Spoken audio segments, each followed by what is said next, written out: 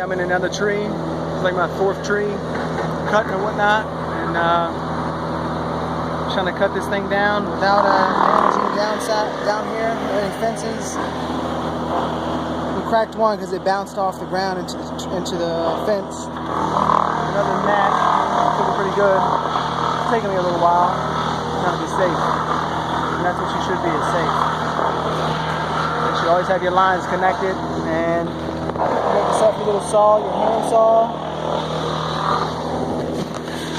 Got my safety line, which is the one with the silver clips. The one with the red clip is my climber's line, so I can climb out. And now I got it roped up in there. And I got my spikes. You don't use spikes when you're cutting down trees. If you're gonna prune them, you don't use spikes because you'll kill the tree. And I also got my little 180 chainsaw, just hanging off me. And I already tied my running bowline in this one right here. So I'm waiting for one of the guys to come over so they can pull the line, and I'm gonna go to cut it.